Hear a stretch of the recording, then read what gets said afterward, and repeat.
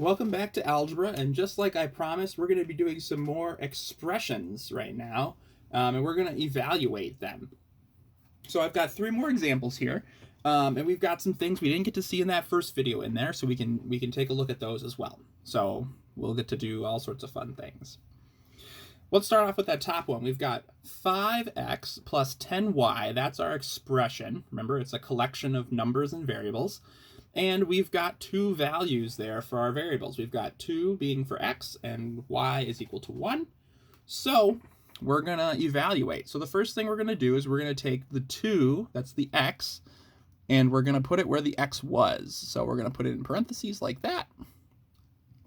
And then y is 1, so we're going to put 10 times 1 like that. So we've got 5 times 2 plus 10 times 1. That's going to be our expression. And 5 times 2, that's 10. And 10 times 1 is 10. And so the answer to this one is 20. If you evaluate this expression, you'd get 20. Let's move on to that second one.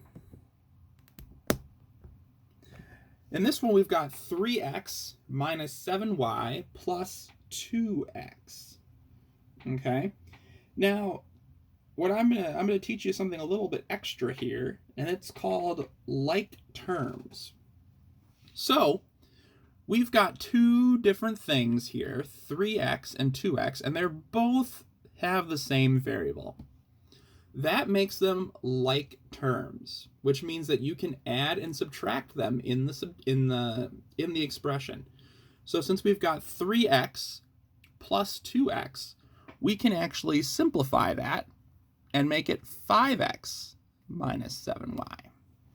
Now, when you add like terms or subtract them, it doesn't change the answer to the problem because you still have 3 times x and 2 times x. It'll still equal what 5 times x is. So now that we've simplified it, it'll be a little bit easier to go and do. So we'll put 1 in for 5 because x is, or for 1, or 1 for x, because that's what x is equal to, and y is equal to 2. So we'll do minus 7 times 2.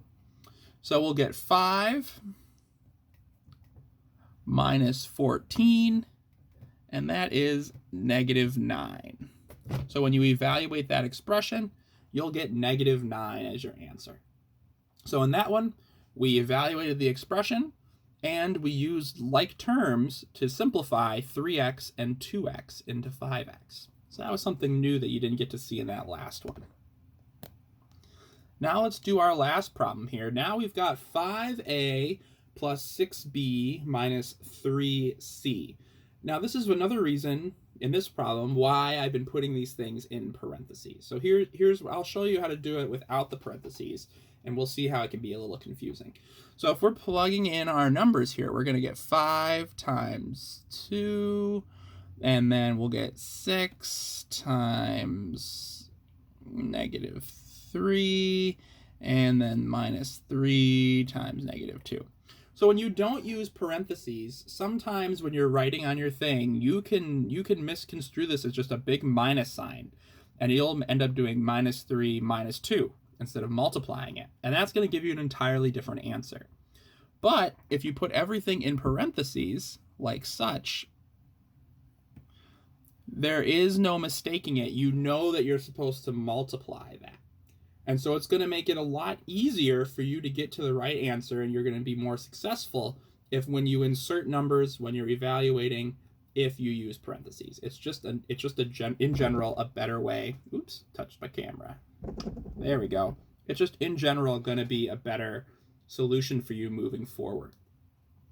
Now you can do it the other way, and if you're really careful about it, you can not use parentheses, but I'm telling you from my own personal experience as someone who's taken algebra and someone who has taught algebra for many years, this is by far one of the better ways to make sure that you don't make that mistake. So whenever you're doing algebra, make sure you're using those parentheses when you're evaluating. Let's finish it up. We've got 5 times 2, that's 10. We've got 6 times negative 3, so we've got plus negative 18. And then negative, so minus 3 times negative 2, which is negative 6. So we've got 10. When you add a negative, you're subtracting, so that's negative 8. And then we're subtracting a negative, so that's a plus 6. Negative 8 plus 6, that's negative 2. And there we go. We've finished our evaluations. We've gotten the answers to our expressions.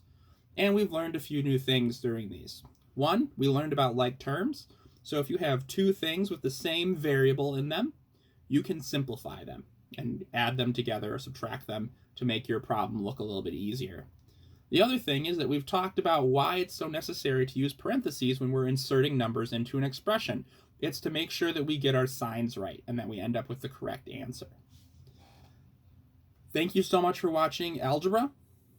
Can't wait to see you next time when we talk about parentheses in expressions and how that affects things. Thanks so much. See you later.